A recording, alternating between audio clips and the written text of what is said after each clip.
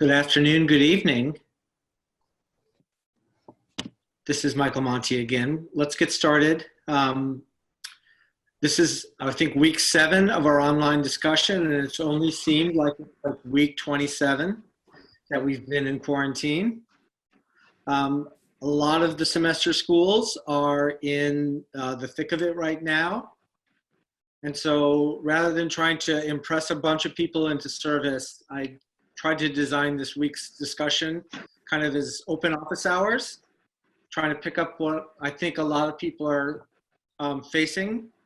The quarter schools are in the middle of their quarter, I imagine, at this point, and I see at least a couple people from quarter schools that maybe they can talk about what they've been experiencing. But the purpose of this online discussion this week is to talk about ending the academic term. And based on the discussions over the last few weeks, there continues to be a desire to talk about software, platforms, logistics, technologies, all the things that we're getting better at, but there are still lots and lots of needs. And so I want to talk about those kinds of things. I think maybe now 2 or 3 weeks ago, our friends at California College of the Arts hosted a great online discussion. And in the chat, I just posted a link to a Google Sheet that they created and is available on the ACSA website in our Pivot to Online Learning section.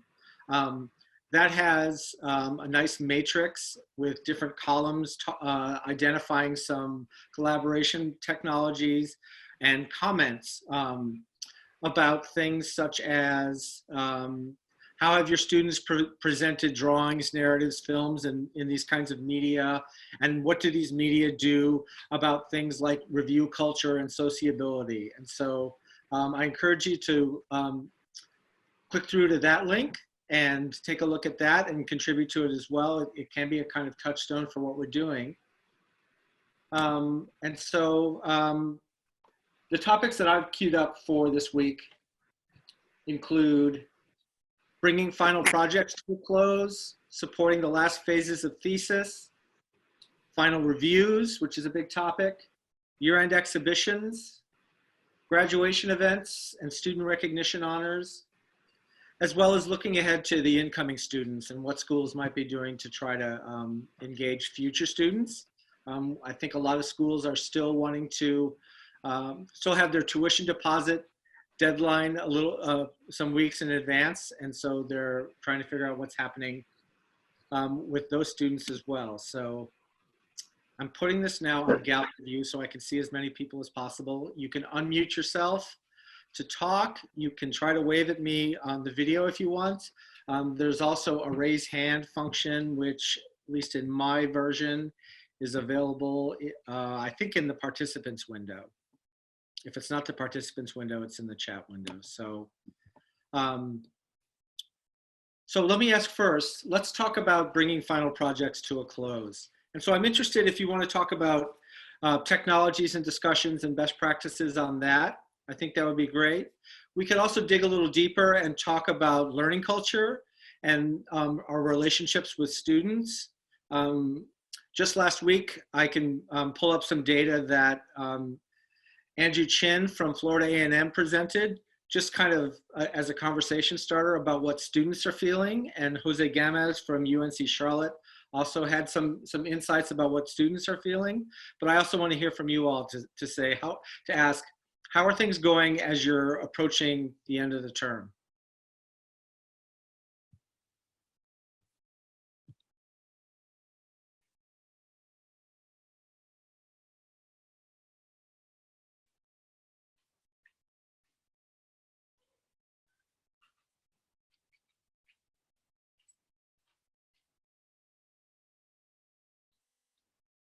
Okay. Nobody wants to, so it must be all going really well. Which question do you want us to answer, Mike? How's it going working with students to get them through their final projects? We'll focus on Design Studio, but if people are not teaching Design Studio and want to talk about other things too, you're welcome. Our studios are going well. I just talked to my students today. They're seniors graduating, and the depression is kind of sinking in. I asked them if they knew what the university was doing for graduation, and they said nothing. I mean, they're talking about coming back in August to do a graduation, but they just feel it seems very anticlimactic to them. So one of the thoughts that we had is that we're putting together a senior publication. So I thought, well, let's do a Zoom release party on the day of graduation or something and try and get them excited about it, because it is really depressing, I think, or uninspired to them right now. Are others experiencing that, Robert?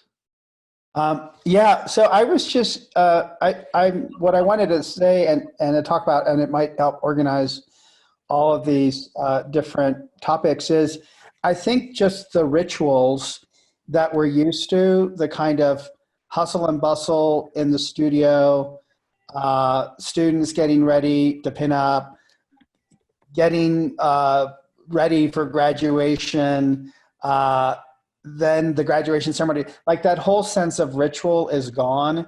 So what we've been talking about as a faculty is how do we recreate something like that in the Zoom world? Because the Zoom kind of experience is feeling like just this continuous Zoom meeting. And it's just different people that pop up and leave. So we are trying to figure out what can we do to kind of bring it to crescendo and around review. Oh, sorry about that. Sure. Yeah, so I mean that's what we've been talking about, because we also typically have our Tau Sigma Delta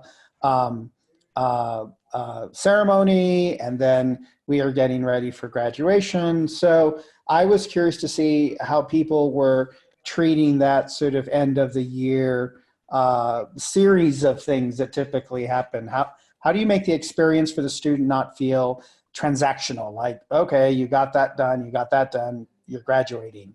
What are people doing or thinking about? Thanks, Robert.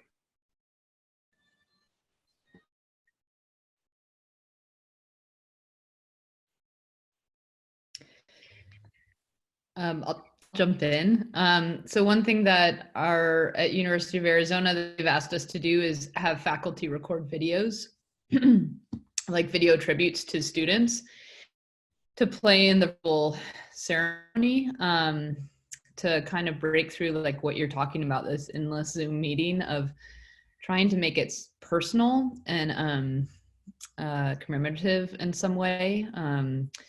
Yeah, I definitely agree that my studio students, it's almost like they're having a hard time amping up for finals because they don't have that studio around them to kind of get them in the groove of that kind of action. So they're kind of mentally frustrated to not be in that space, that intensity as well. I don't really know what to do about that. I have an out studio, so we have a community partner. I keep trying to emphasize that, like people who work and, it has a life of its own long term, hoping that gets them some encouragement.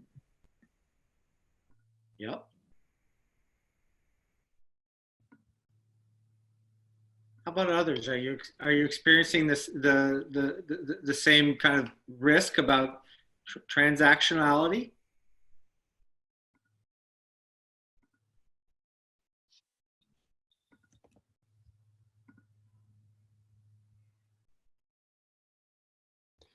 I'll share. I'm Tom Loing from Andrews University. We have a much smaller school, but we have tried to keep some of our year-end activities going, such as the awards ceremony for design studios, academic awards. We hosted that in a Zoom, inviting the participants to be spotlighted to receive the awards. We also usually have an architecture open house on the graduation weekend. So we're planning to do that, where we invite students as well as families to come to a Zoom session. Right now, the actual ceremony, there's some talk of having something that's more interactive for students, but other universities near us are inviting students actually to participate from this May in the August or December graduations. Tom, is the open house just going to be an open meeting, or are you trying to find some ways to get people into smaller groups or to have more intimate interactions? Well, that's occurring right now. We're trying to figure out maybe combining it with our other platforms, where maybe there'd be a YouTube or a Facebook kind of thing where more people could at least view or participate. So the program isn't set. So that's a week away, and we're still putting the program together. Yeah. And are you finding, is this effectively a staff responsibility, or is it on top of the teaching that the faculty are having to do? That's part of the challenge. The chair is kind of heading it and looking for faculty as well as student leaders, student leadership, who might be interested in handling a portion of it. So that's why it's coming together. But it's come down from the university for every program to report what they're doing. So no one's telling us what to do, but they're basically saying, do something. Right. I wonder about how much the upper administration tells you you will have fun. Well, we have done our reviews this week, were our studio reviews, and I was surprised using concept board and inviting our normal guest jurors in. It was good. A couple of them I participated in used breakout sessions, so there were only like 4 students and 3 reviewers. Some did the whole class observing, so it was a good, I think, good end of the year for the studio projects. Pretty successful, but I think the graduating students are feeling the biggest letdown of something to celebrate and get together. Sure.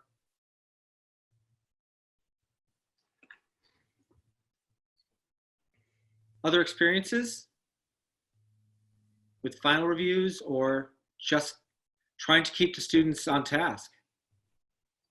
I have a question that's come up in our Lubbock campus and then the El Paso campus that I run, and the question of stipends, or how do you compensate for people to be on reviews, and that's changed from what it was before, which included hotel, travel, and all sorts of things, dinners.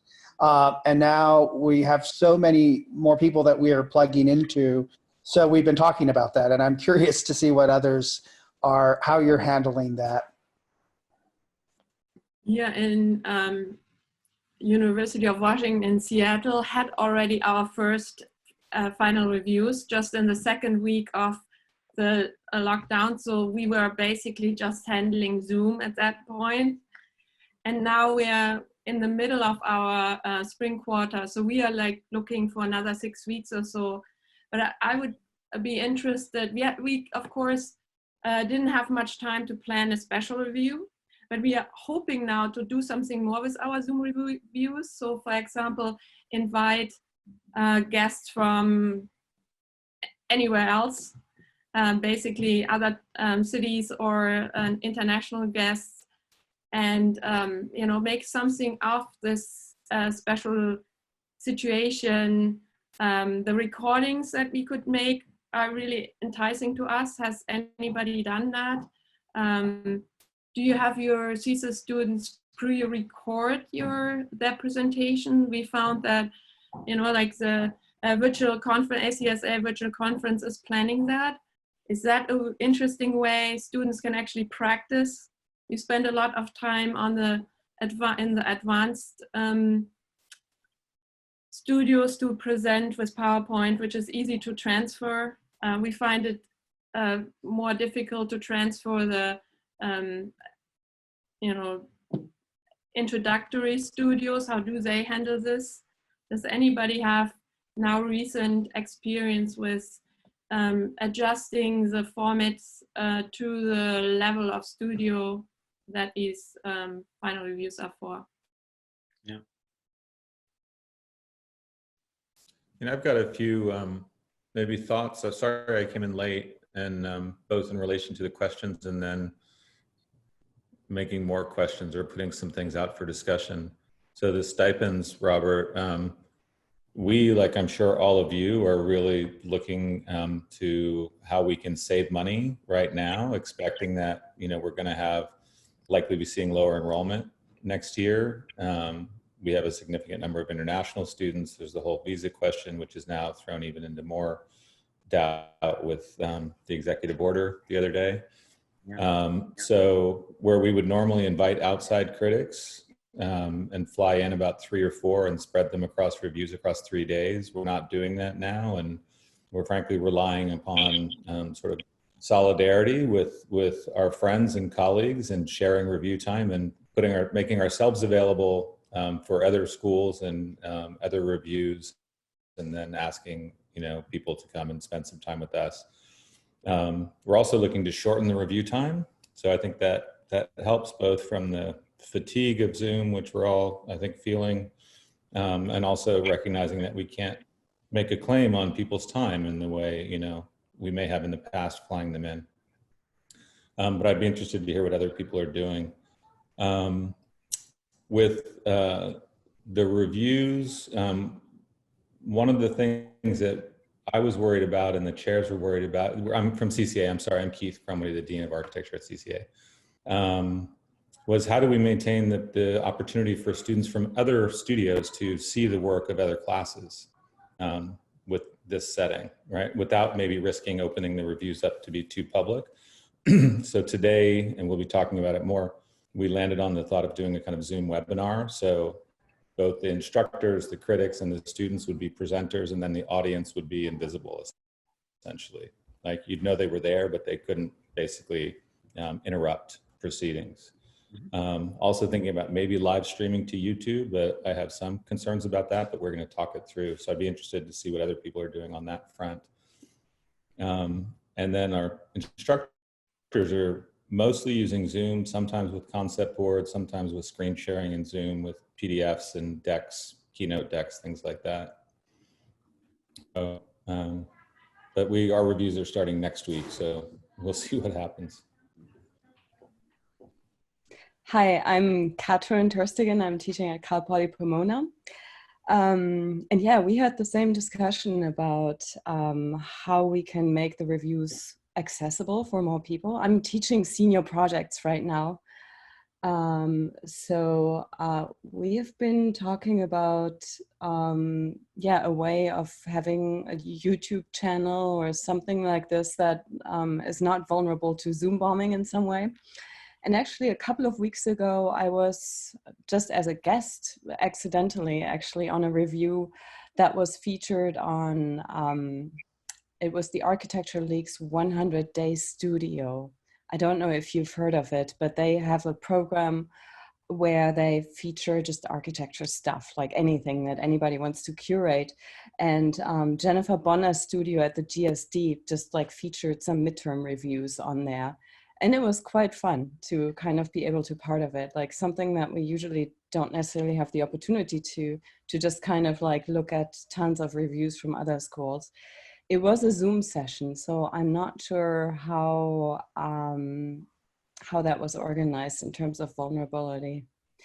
And the way we will organize our review is we will ask the students to compile a PDF booklet.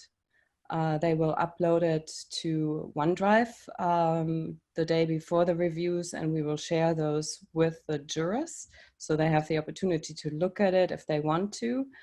And then the students will present live via Zoom. They will present the PDF, like share the screen. Yeah, Katrine, I dropped in on Jennifer's review too. So it's the Architecture Foundation in London, actually. Their 100 days. Okay. I recommend to everyone to take a look at. Every day there's one or two events. It's been extremely helpful.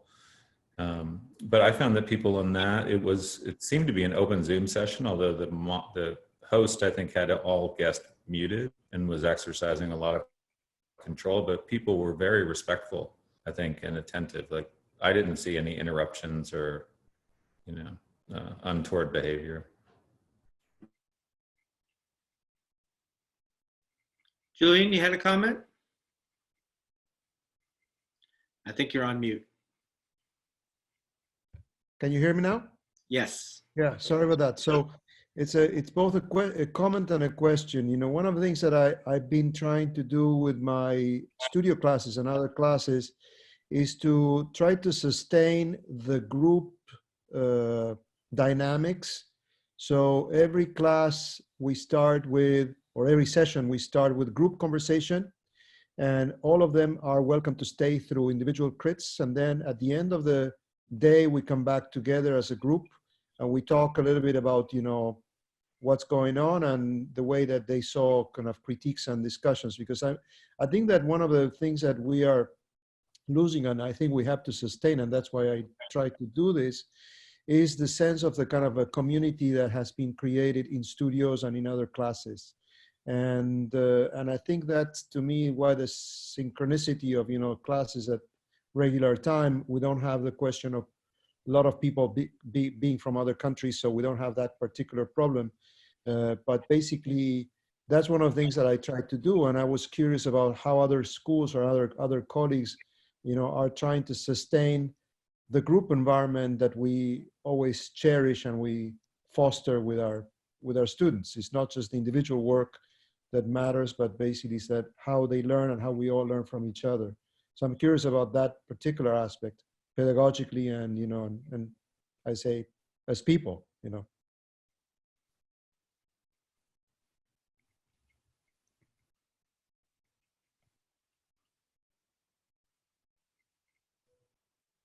If anybody wants to take that. Yes, please.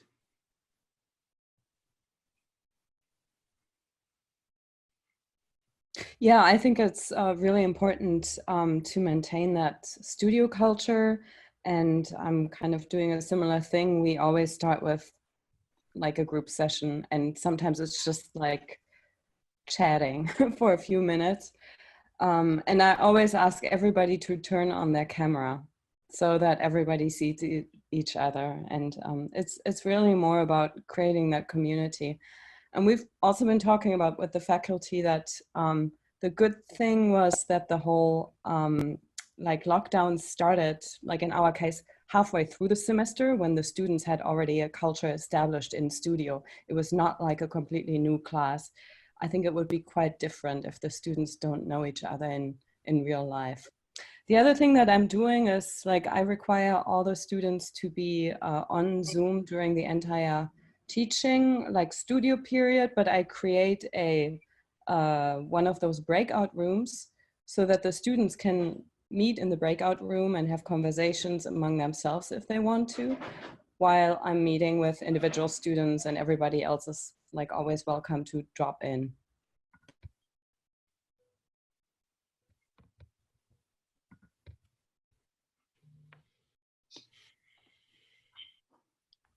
It seems to me that Zoom and Concept Board are winning the software battles in terms of what people are doing. So last week, Andrew Chin, just again, more as a conversation starter than as formal research, he polled his students and asked them their preferred mode of communication with other students. And 73% of the students were using FaceTime and text to communicate with each other, which are primarily, you can do group texts, of course, but and group FaceTimes, but those are pretty intimate settings. And then 43% of faculty preferred to use email to communicate with students, and 35% wanted to use Blackboard or Canvas to communicate with students.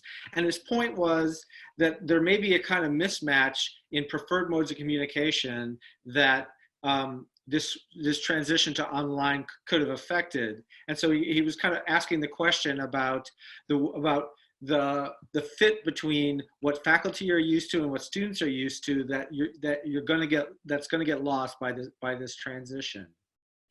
Do you have I guess the question to the group is, do you have a suspicion that your students are interacting more than you think with each other and developing their own esprit de corps without the adults around? It happens at night when you're not there and they're in the studio late. Do you think similar things are happening now?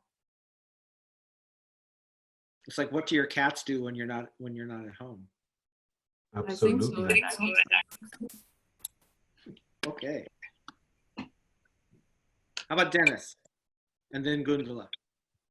Yeah, hi, I'm Dennis Chiesa. I'm at University of Texas at Arlington. Yeah, I think students have always done that, and they're going to continue to do that. They use GroupMe. Even in my studios in the past, we've used GroupMe as a way of getting a hold of each other quickly, but they always keep a GroupMe for themselves as well, which is good because they have their own conversations that are maybe not appropriate to have with the whole group. So yeah, for us, I think our students are doing much better than we anticipated. Maybe I was thinking that it was going to be terrible, and so they always produce more than I expect, and they're doing quite great. So I think it's going to be fine. I'm getting pretty good at drawing on Zoom. Doing desk grids and sketching. I miss that a lot, but I think Zoom has been useful. So. I think they should communicate. I teach currently a research studio, so graduate students, so they know each other already from previous settings, but they communicate in many ways. So we have set up a team channel for them. They've broken it down into their own little communication channels within it that I don't see. So I'm happy if they can find ways. And we have also structured the course that there are a lot of team settings of at least 2 people working together. And so that requires them, FaceTime whenever they want. I don't think at that level it is a real problem because they have been working in various settings already. I'm more concerned about beginners that are in their first or second studio that don't have that culture yet, or undergrads that are in the same situation. But with their ability to communicate so much more with social media than we would do, I don't think there's any problem for them to set this up.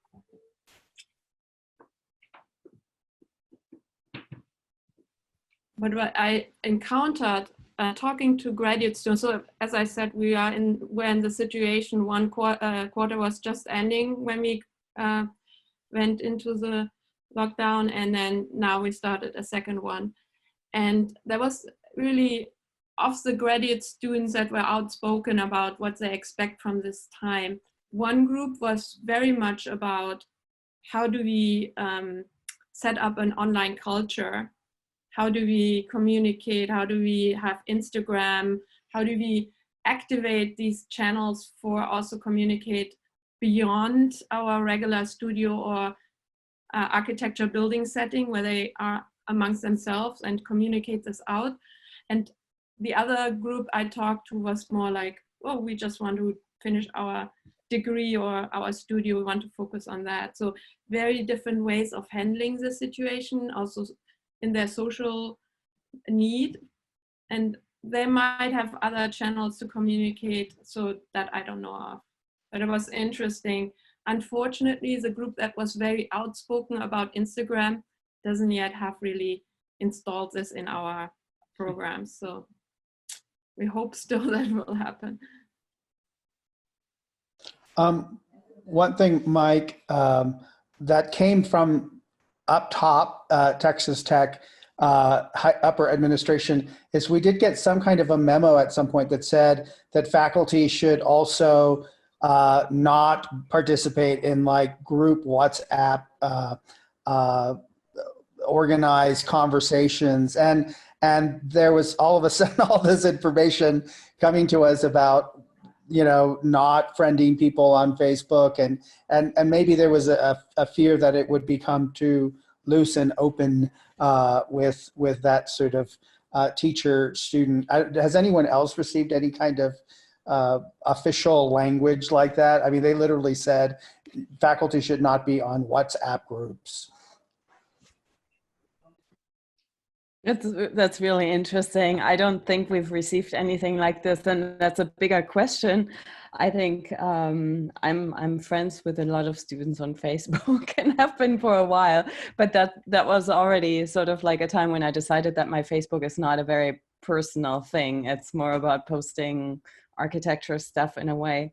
But yeah, that's interesting. I feel like a lot of stuff has come from the university, or let's say, we've sort of made decisions to kind of bypass certain administrative things that would usually be in place in normal times to make things more immediate and more normal. Just kind of like it's a case of emergency and we can't kind of just like go by all the rules anymore.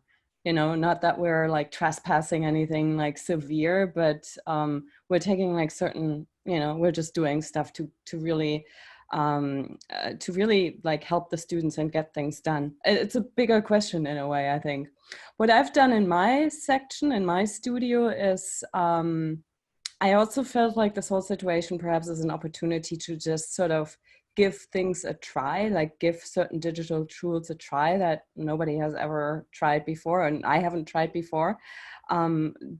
Perhaps also in anticipation of what's to come, either with the continuation of the crisis or with a whole change of attitude towards online teaching. And so I've just like asked all the students in my studio to use Slack. And so we're giving this a try. It's a very corporate thing in a way, and we don't quite know yet what to do with this. But I think it's nice if there is a tool that everybody can share stuff with on an official way. And the students for sure have their own like private channels to talk with. My concern are actually the weak students. I think the strong students in my section, they do communicate with each other anyways, they crit each other's work, they find ways, but I feel that the weaker students are a little bit more isolated, and I actually have to encourage them to talk with other students. Mm-hmm. So what do you mean by weak in that sense? Is it a matter of excelling in grades, or is it more outgoing personality? Yeah, not outgoing personality, but I think the students who are really invested in architecture and that are good, like, and some of them are very introverted, but they love architecture and they just excel, and that's what they do. And they find their peers whom they talk to because they want to have feedback and they want to give feedback. But the students who are sort of like a little bit like right along usually, they have a harder time because they're not that driven to just really reach out and ask for feedback. And in like a physical studio, it's a lot easier to just walk by somebody's desks and talk. Yep.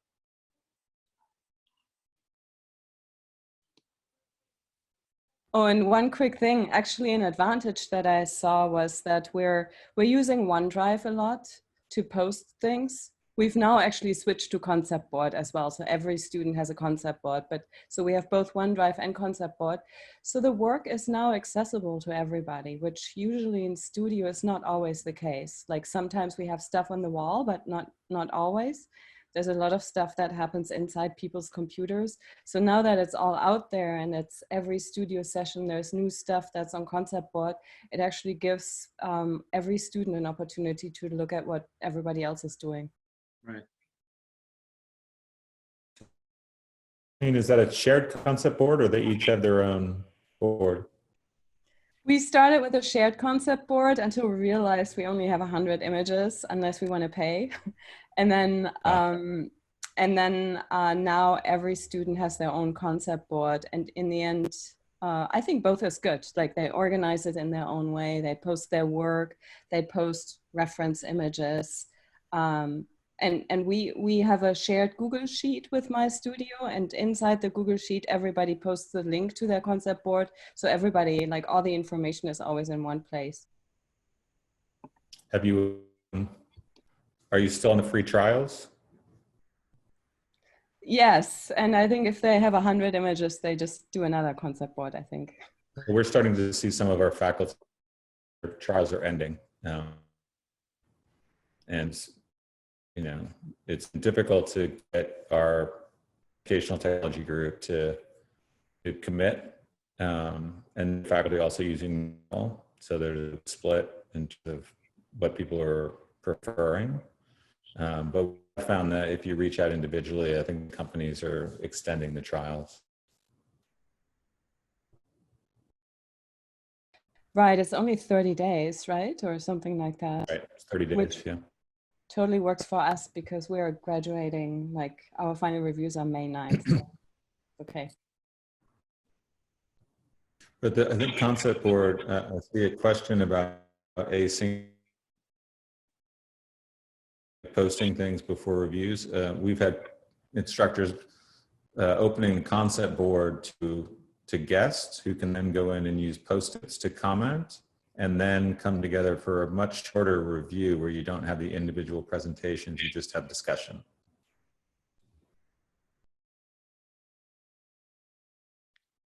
So this kind of flipped classroom approach to reviews, it's multiple people have now mentioned that.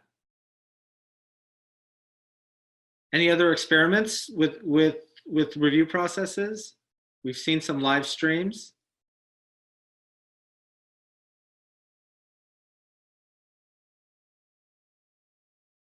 How about integrating, Jeff Day posted a comment about a collaborative studio, and we had Jeff and Joyce Wong hosted a discussion about design build and community engagement and collaboration. And I'm curious about how those things are turning out at the end of the semester. Hi, Jeff.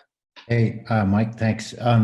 Yeah, well, I had a design build studio, first of all, at the University of Nebraska, and I had students building. Actually, the image behind me here is part of the project, the first phase, and they were doing construction at the moment where we had to suddenly move to remote instruction. So everything had to change. I mean, it wasn't simply a change of location. The project couldn't continue. So we had to shift quite radically. But I still had students working in teams. And so having them collaborate at a distance was really important, and still to deliver value for our outside partners, this art center where we're working. So I've used Slack quite a bit in the past, and it worked really well this time, so that when a student is sharing a sketch or a drawing, it's available to everybody in their particular channel, as opposed to them emailing things back and forth and not having any kind of communication, you know, for the whole studio. Yep.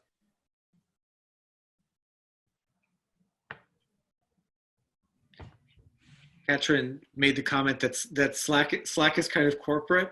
Wasn't there a time when Slack meant the opposite of corporate? Yeah, I thought, I mean, I started using it when I had a firm in San Francisco, and we thought it was the hip, cool thing to do, but I guess it's kind of moved on. But That's a familiar trajectory, I guess. Let's move on to year-end exhibitions.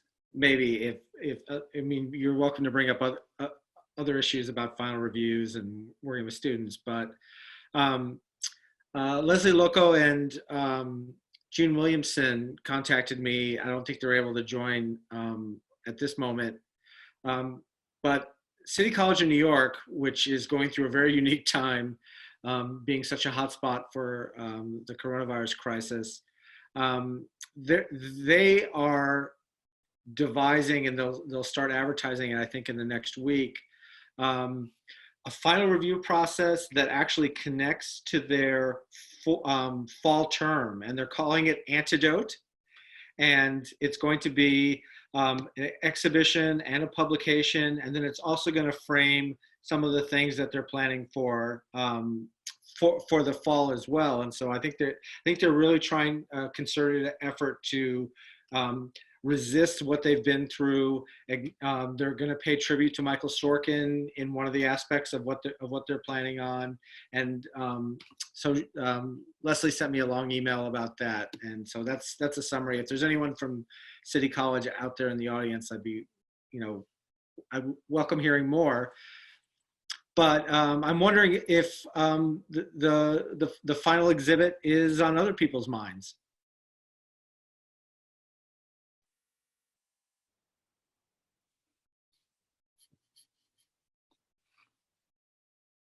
Hi, Mike. This is Jose in Charlotte. Jose. We are talking about creating some virtual exhibits on our college webpage. They've already created some online galleries for studio arts. And I think the BFA program is up right now. They're kind of rolling these things out through the latter part of April or first part of May.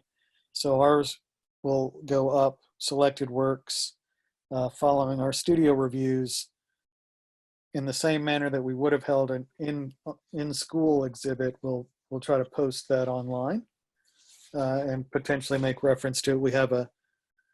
We're creating a graduation event where we'll name all the people who would have walked and their accolades, and some of our student awards will get mentioned there as well. So those two things happening around May 8th and a little after.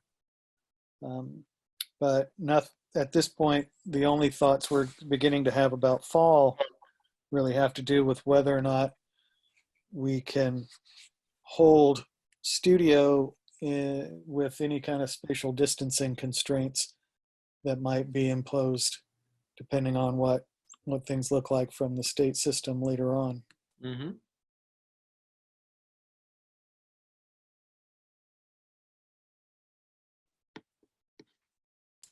We've had a similar college-wide effort to set up an end-of-year exhibition page with galleries for all of our graduating students that can be navigated by division. We have 4 divisions, and then by programs in each division. So both our undergraduate and graduating students will be able to upload projects, unlimited images.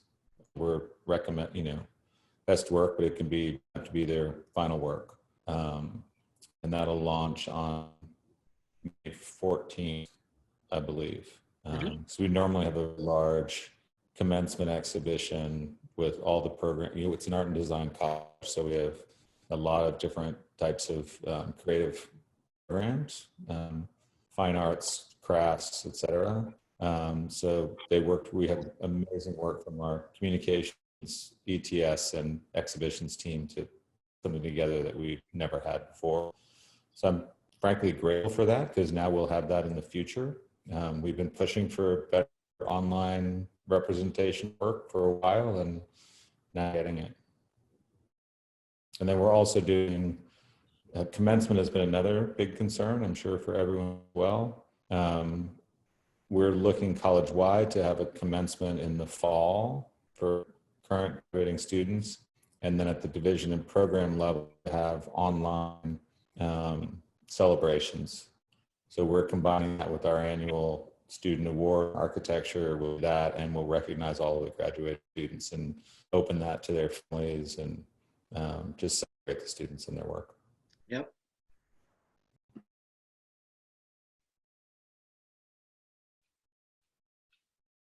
And I see Ellen on here. I did notice that really undergraduate thesis take a little.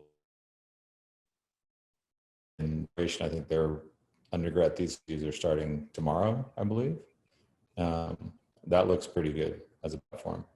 I think Michael, in an earlier session 3 or 4 weeks ago, there was a talk about maybe some kind of national exhibition, online exhibition platform. Maybe we could facilitate through ACSA with all the member schools to show some work from across schools, yep, which I still think would be an interesting idea. Yeah, I can say something only limited about it. I have been working on it. We have been looking into it. I talked to a potential partner who was interested in doing it, but just wasn't able. I mean, part of the problem is time, and getting this up quicker. However, a website like Architizer or some of the other existing platforms, ArcConnect out there, are also possibilities.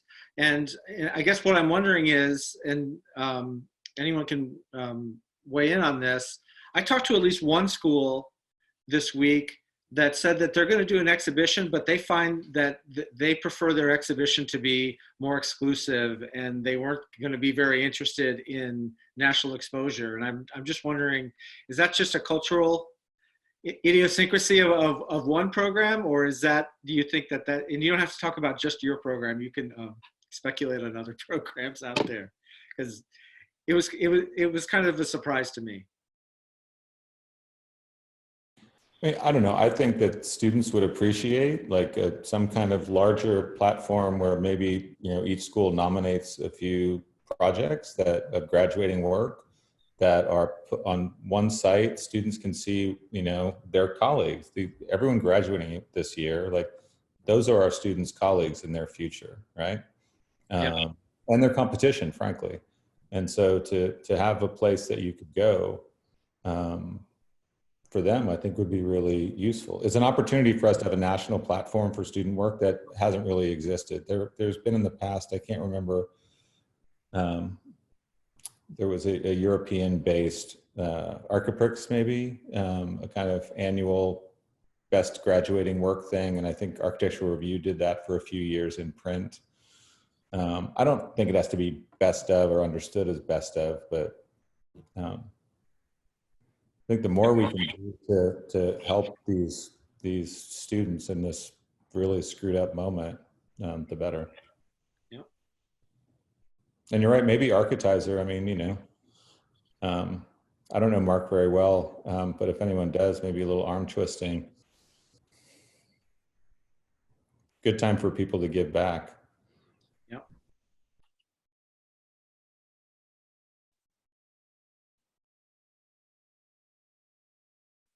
Any other platforms that people are using?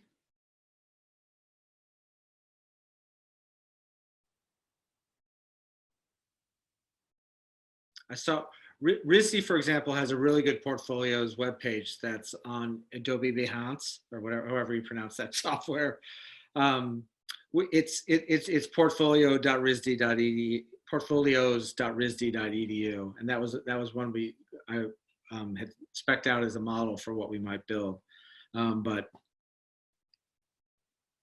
when you get down to it, some of the details about who gets access and all this stuff makes it a tougher lift than it seems. But I've heard from one school that's using Tumblr. I've heard from another school that is just tilting up their own Wix site. But then that you have a communications person that can just ask the faculty and the students for images to put up, and then you just put up a static website, and that's it, right? That can be pretty simple. So those are 2 or 3 examples of what else is done.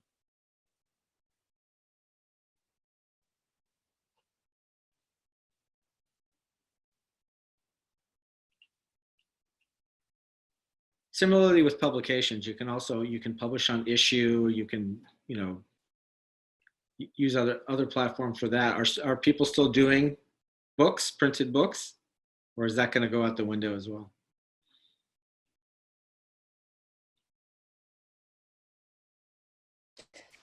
We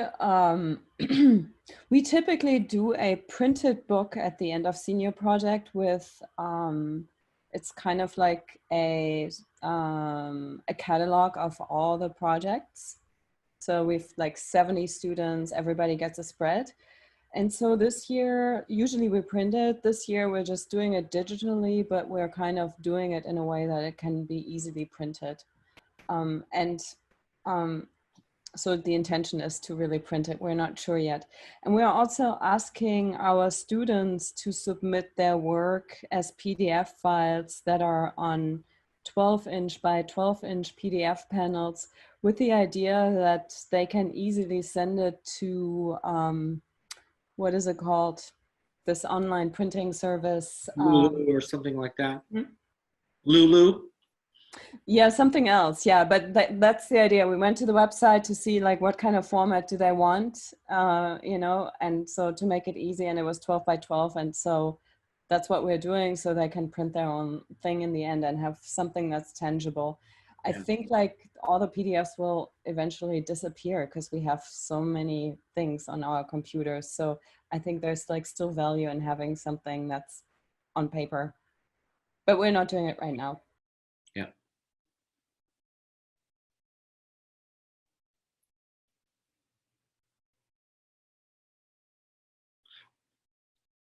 Are there pros and cons to the decisions that you might make for a multi-university exhibition? I think it would be fantastic to do that. I mean, finding still something that changes our culture, what advances our culture. We have all the possibilities. This shutdown comes at a time where so many things are available, but it takes this extra energy to actually do it. Yeah. So I think, and we had these very early meetings here, and also among faculty in our college, everybody was just very thirsty for, you know, what can we do in this moment? How can we see benefit or at least something? And you, Keith, I think, said something about giving the students that graduate this year really, and it's something special, and that then might stay with us. But it is, you know, really, how do we get it done? Having now Zoom days, we end the day as tired as we end in on a, you know, individual interaction, regular environment. So there is not more time. So even so, we don't commute anymore, or, you know, some things are not available for us. So it is a matter, how can we do it? I think it would be fantastic. I think, Mike, yeah, this might be something we can talk about as something ACSA might take on, or that we might support. It could be, I mean, it's the spring of 2020. It could be like we look at the Chicago Tribune competition today as sort of a slice of what was happening at that moment. And this might be something that's also unrehearsed because we didn't know that this was going to be the semester. So to catch all of this across the map and say, this is where students are at this moment in time, I think that might be a really positive thing. Yep.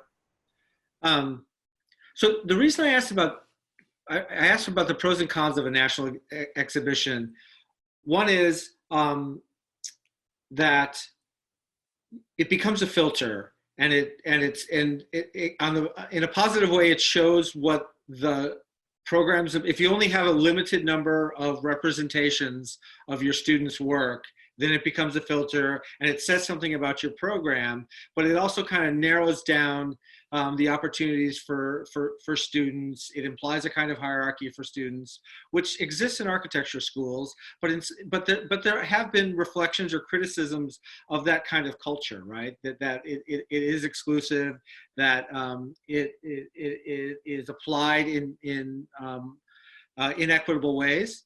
And so that's why I asked that question, is there a way to do that? In a whole nother kind of context, when ACSA turned 100 in 2012, we're now 108 almost, or going on 108. You can tell by my gray hair. We had this website that we commissioned called Archive, and it was created by Maya Small and Andrew Thurlow. And the URL doesn't exist anymore. It was built in Drupal. I just posted in the chat a link to the Thurlow Small, kind of what's left of it as an archival project.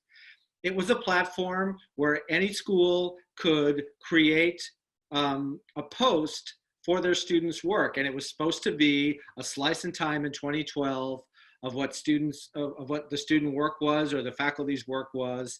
There were keywords that were tagged on things, and it was really kind of a brilliant exhibit, but it kind of faltered because we didn't get a lot of participation, or you got a real concentrated set of participations.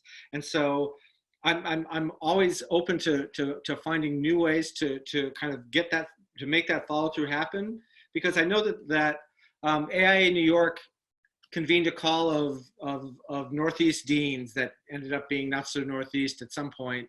And the idea for a national exhibition did come out of that call, and it got back to me. And so I have been looking at this, and I think it is a great idea, because I think anything that we can do to promote the work of what's going on at architecture schools and that can catch some sort of media attention is great. And it does make sense that students really do deserve some kind of way to beyond just what's happening at schools. Schools are trying hard to honor their work, but if we can do something more collectively, I think that's all in the spirit of what we'd like. But if there's a better way to do it, or if conditions change that can make this stick, I'd love to hear those suggestions. I think it's really interesting that, you know, like as I think Robert said, like we just sort of like got caught like unexpectedly. This whole thing happened and we were unprepared, and now we're kind of like just improvising. But we also realize like kind of like day by day what the potential of all of this is. Like one day it dawned onto us that we can have international jurors. And in fact, I had a juror in my midterm review, and suddenly it turned out she was in Brazil. Like I didn't even know. It was like really interesting.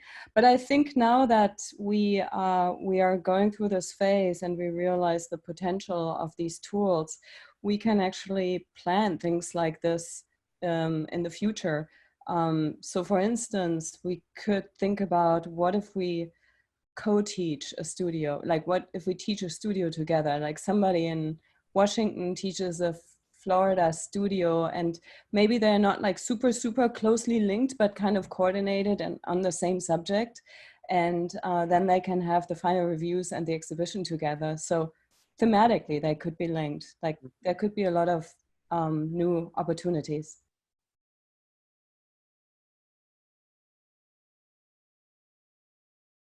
I really love that idea, Katrin. Like I've been thinking about that too. Like, because in fact, I know CCA and Cal Poly have done a joint studio sometime in the past with SOM, but that like the notion that you could share a brief and drop in on each other's studio, you know, every couple of weeks, a shared review or something to keep a sort of line of connection, I think is really an intriguing opportunity. It's interesting. And also, I think sharing lectures. Yeah. It's not such a new idea, but it's like all of a sudden everybody's willing to accept it and do it more, which makes it seem much more workable and possible. And it's okay, we can do it and it'll work. On the question of the national exhibit, I think the IDSA, the Industrial Design Senior Portfolio that I posted, is interesting, because one of my big concerns for our graduating students is, you know, what's the world going to look like when they're graduating, and what's going to happen with internships coming up in the next few months to years? What about new people entering the discipline and the profession? And it seems like if that show could be linked to some sort of way of, I know LinkedIn does stuff, but like, how could we help them get jobs is what I'm asking about. Would AIA be interested in co-sponsoring it so that students can get their names out there and their work out there in a more efficient, fast, not have to click on each different thing all the time way? Yep. Can I add to that I think that with students not being able to find jobs and so on, and AIA sort of struggling to keep activities and events for their membership, I think it's really important to somehow keep the graduating class and students engaged somehow in the profession or in the schools, because when things like this happen, when the economy sinks, we tend to lose a lot of talent that they go off and do other things and they end up doing other jobs. It particularly affects underrepresented communities of color, so Hispanics and African American. And I lead the Latinos in Architecture in Fort Worth, and so we're trying to figure out ways that we can at least through the school and AIA, you know, keep all of those students and the young professionals engaged so that they're able to plug right back in whenever the economy picks back up. But I think it's a really, really important issue. So. Yep. At Cal Poly Pomona, we have a requirement, a graduation requirement of 500 hours of working in an office, practical work in order to graduate. And we just relax those requirements, like it's no longer required because of the situation. But also we told our students that there are other ways of getting to those hours. We also told them that remote work is acceptable to gain credits, but other ways could be, for instance, competitions. And I wonder, you know, if students are in this like dire straits, they can't find a job, but they really need to stay connected with architecture, if there's any way that perhaps like we as universities could kind of encourage, launch, have some kind of a platform where we just really say, you know, like work on competitions, we can act as advisors or something like this, and you can gain your, like hone your design skills, and at the same time also earn those AIA, you know, those IDP or whatever they're called right now, experience credits basically, just so that they don't wander off into a different direction. Mm-hmm.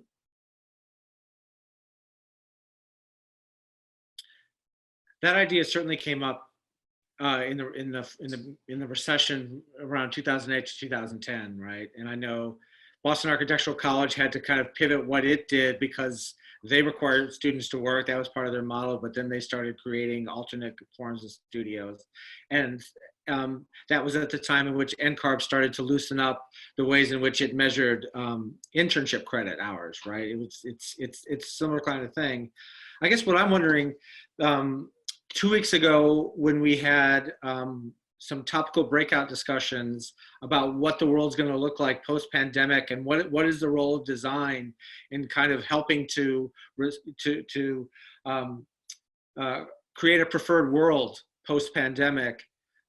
This idea of competitions was discussed in our debrief afterwards, and the competitions don't just have to be the same building type. Right? They don't have to be design a building and let's all do it. We can think about competitions maybe more broadly. After the earthquake in Haiti, we did an ideas competition with the foundation and with Brad Grant from Howard University. The winners in those competitions were really varied. They were urban design. They were around food source and things like that. And so I wonder if one way to both expand the relevance of architecture school graduates is to expand this notion of what a competition is, and don't make it just about what the best design is, but really open up the ideas so that we can kind of make use of a lot of different kinds of skills and abilities that the students would have.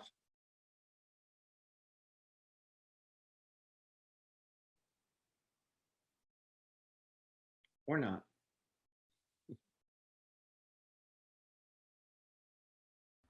Yeah, I mean, it could also create like involve maybe even some proposals that are self-created, like self-initiated, and it doesn't have to be design proposals, but could also be research proposals. Yeah, right. I mean, I think these might have to be more, I don't know how organized the students would be to do it, but there could be sort of like a faculty as an advisory role. And maybe it could be something like, I don't know, you know, something like the housing crisis or something like that. Right. And, you know, those are more like broader political, social issues. It could be anything. So I'm part of the Los Angeles Forum for Architecture, in urban design. And I don't know if you are aware of us, like we're a nonprofit organization in Los Angeles, and we organize like just critical discourse in Los Angeles, and we have a lot of events. And we've had in the past, we've had competitions as well.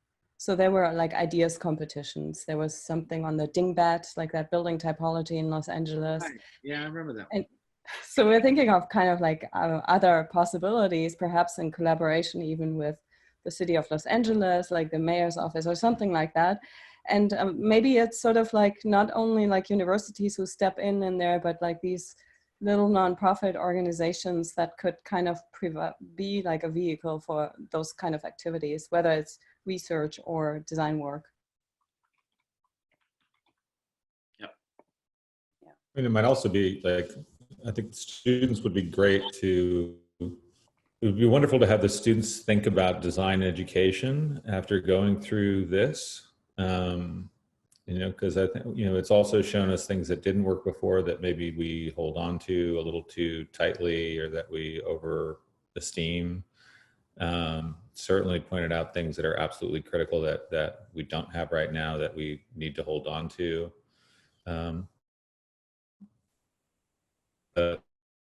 You know, as all of you have been doing, been trying to figure out what we're going to do in the fall. And even if we can be face to face, we can't have the same number of people in the same space that we have. Like that, I think would be highly unlikely that we can have students sitting 5 feet from each other. And maybe some of us have them sitting even closer together than that in their studio spaces. So we're looking at maybe doing a charrette this summer with some of our students to think about their environment next year. So our continuing students. Yep. But you know, what's the space of, what will be the space of our education? What should it be? Both as a consequence of this, but also maybe allowing this to, allowing us to open our minds to other conceptions of how we do what we do.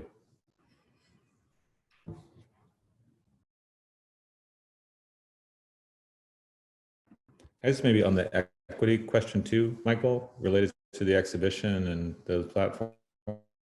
Yeah. And your remark, I guess, of somebody saying like they wanted to maintain an exclusive presentation of self in the world as an institution. You know, all of our schools have different resources, different budgets, different profiles, and those are, you know, different profiles are important. We do different things well. We focus on different things, even as we all address the fundamentals as professional programs. I think what could be interesting in thinking about a shared exhibition platform, and there would be the question within the school of how choices are made, which students' work, you know, is put out there. But what it does do is if we all share that responsibility to make a site like that, make a place like that, it provides access to, for students who maybe don't to have their work out there in the world. And I really like Joy's point about, you know, this also serving as a platform for students to connect with potential employers or potential, potential research collaborators. You can find that person in another school who's thinking about the same thing you are that you never would have found before. I mean, maybe social media does this now, certainly, right? So I think it's important to recognize that too. But I think from an equity perspective and an access perspective, it could open up some doors for people that don't have open doors ahead of them right now. Yep, I see what you're saying. I want to ask a question. Hi, everyone. I'm Baron. I'm teaching at Clemson University. And to follow up on Keith's comment about making a summer charrette to making students to reimagine about their workspace, which is a great way to actually integrate, again, design and critical thinking in terms of adapting how we are going to adapt to these post-COVID life. And just in case if in fall we do either come back to studio or we don't and we start teaching online, I think as educators, this summer semester was a little bit like, okay, it all caught us off guard. Like whatever we were doing, we were planning it physically or something, and we did our best to switch that to digital medium and, you know, as Catherine said, figuring out along the way and stuff. But we're gonna have a summer and also a contingency plan just in case. And I'm wondering, like, for instance, design build, like some kind of like, teaching back like tradition that your school is, for instance, holding on to, like design build, or I don't know, our school is always doing this New York studio for third year, and we had been doing like co-working space. And I'm wondering, like, I don't feel comfortable. Things like the programs are supposed to change, and I think it just cannot be, whatever the scope of the project is, cannot be just like, oh, the same program, we're just going to ask for your digital presentation of it. It just doesn't seem right. And I do wonder if you start ever thinking about whatever you had very tangible or physical or very traditional ways of doing things, thinking about that responsibility up front, how you can actually think about changing the program of your studio or reconsider how to make a design build or material-based thing if you know that you have to teach it online in fall. I don't know if anybody can, if anybody's thinking or help me, I would like to hear some more opinions about that, if that's okay. Yeah, thank you.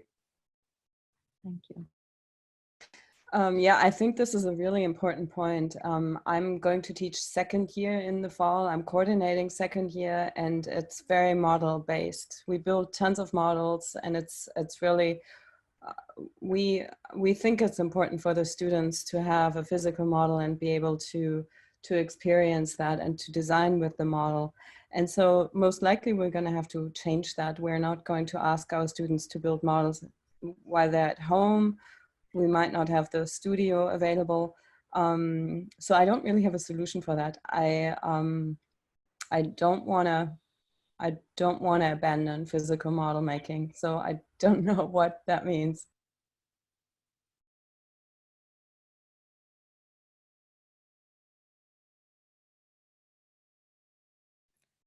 I asked a similar question in the first meetings to the undergraduate director of the online program in San Francisco.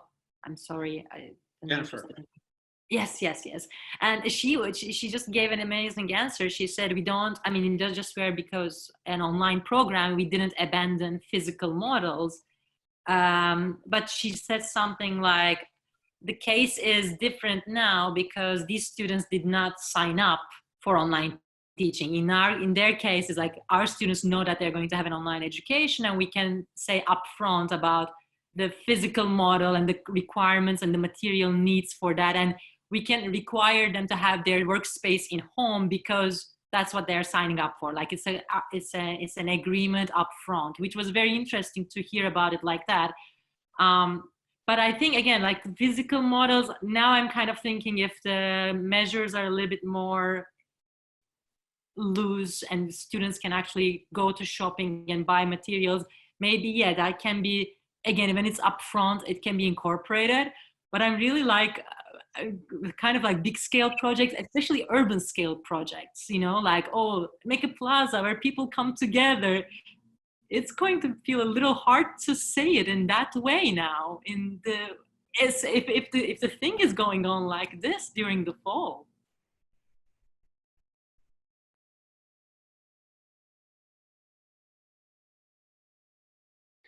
We've had one discussion at Andrews University about our design build, which did not come to fruition. The clients agreed to just discontinue it because they had the same problems of committing resources and people. But we've considered switching the format where we spread it over a year so that we have students design something that's going to be built next year or the next semester. And so the students are building what the previous semester designed. Then after building something, they design their own so that we can have more contingency with our people that we're working for, the shareholders, clients, but also that we can respond over time to what's happening next semester.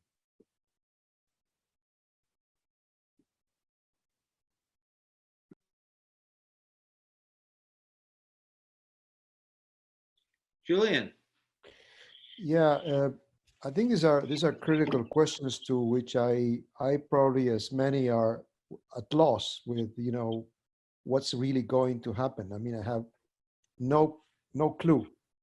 The only thing that I can think is that most likely in the longer term, kind of if we project, to the future, people will come back to public spaces.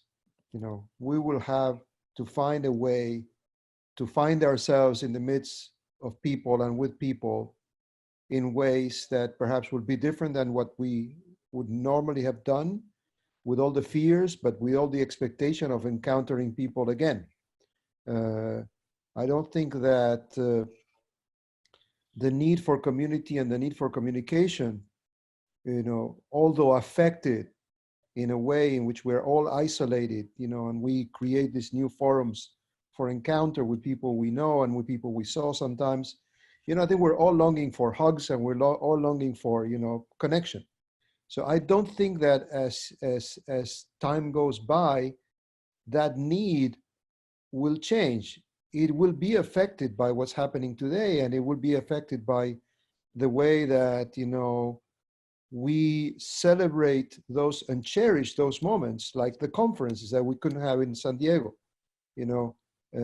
but I think we have to somehow to continue to instill in ourselves the chance that can that forward-looking, prospectively will happen in a different way, but will happen again.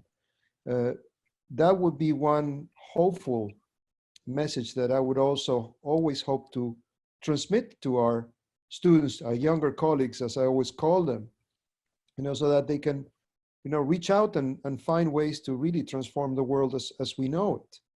That'll be one issue. But the second issue is the short term, whether we do have a fall semester or whether many of our institutions will continue. It's really up in the air.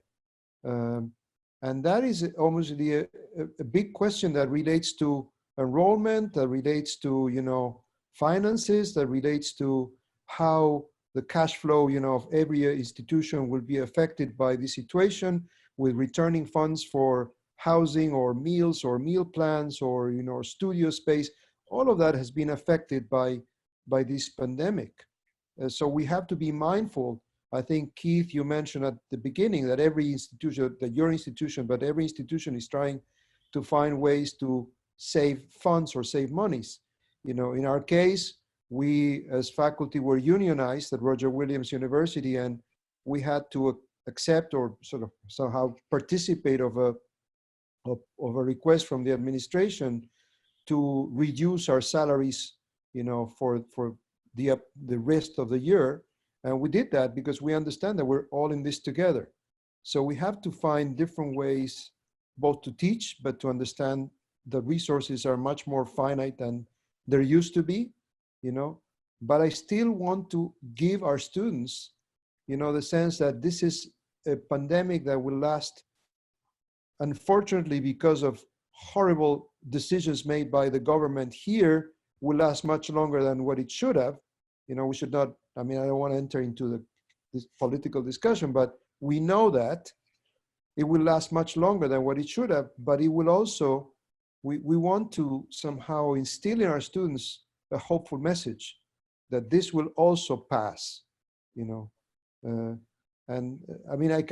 I always think of my grandparents and my great-grandparents who emigrated, and partly the family was killed in the Holocaust, and people emigrated to South America, and said, when I think of all those situations, I think this is very, comparatively speaking, is not so big as what happened at that time. So when I put myself in that mindset, well, I'm cherishing, all what I can cherish, and keep going with positive attitude you know, not blind, but positive attitude as much as possible. Sorry about the rant. All right. Wasn't very rant-like, Julian. Okay. You've done better. Well, maybe by way of kind of leading us to final conversational topics, I'll cite one other thing that Andrew Chin shared last week about his survey of faculty and students.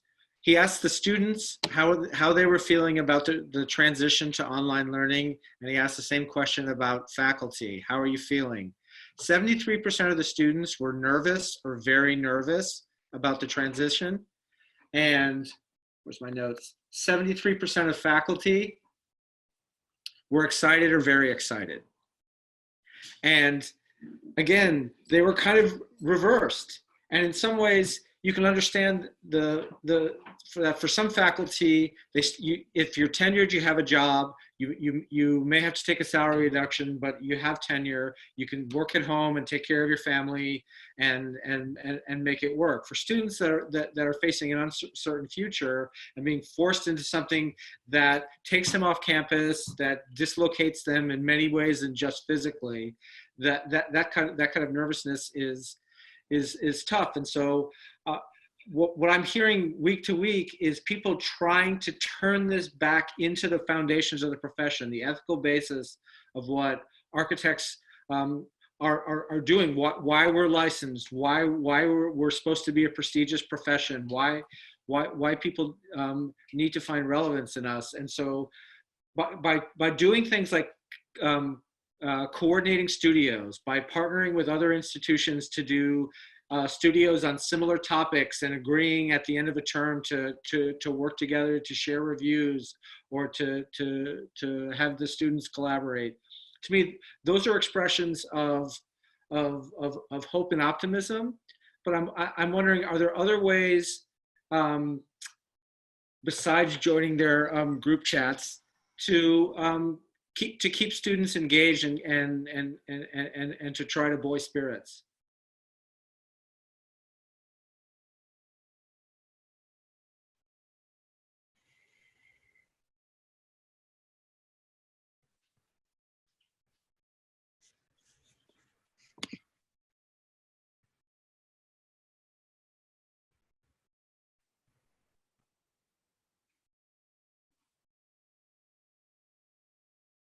That's a good question. I don't know. It's something to, again, for the summer to think about, because if that, I think, no, we should, I mean, I think that's the responsibility to really think about this in a way that they don't get more affected more than they're already getting affected. Yeah.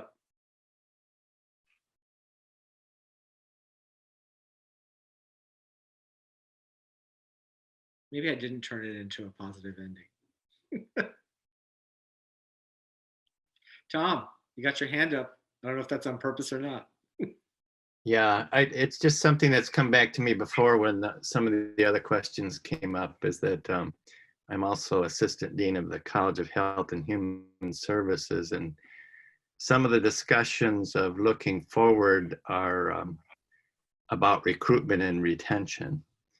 And it seems like the thing that keeps coming up is to connect with our alumni, connecting with our alumni for finding resources for people who are graduating, but connecting with alumni maybe in different areas to connect with our current students who are from that area who are not on campus. That's just a thought. Yeah.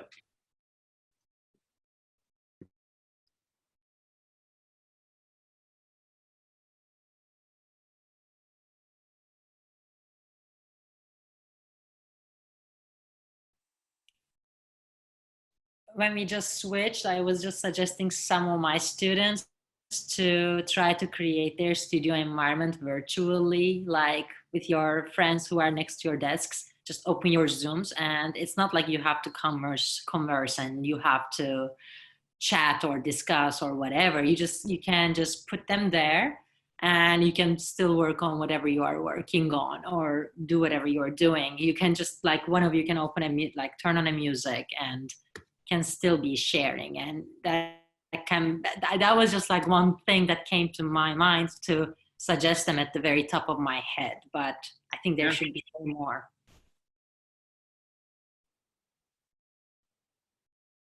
Yeah, I think in a physical studio, it's very easy to share things and communicate, and a lot of things just come up randomly among the students.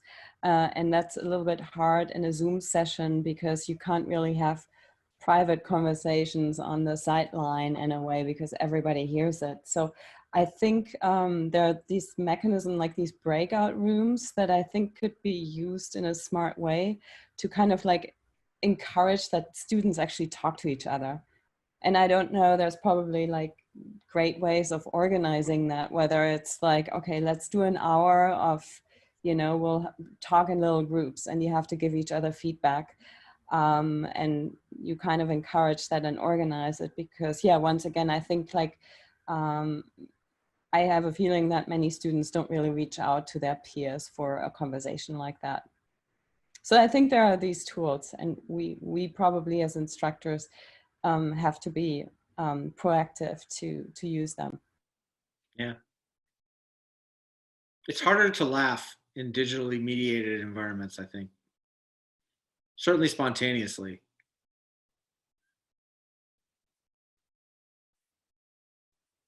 We usually start our studio with a lot of jokes, and the jokes always evolve around the background image. Everybody has a background image, and then everybody comments on everybody else's. And we're right now at the stage where the students are doing like really, right, exactly. Oh my gosh. Sasquatch. So the students create they're doing like they're doing renderings of their buildings now. So, and now they're using the renderings and put themselves into the building. So that's always fun.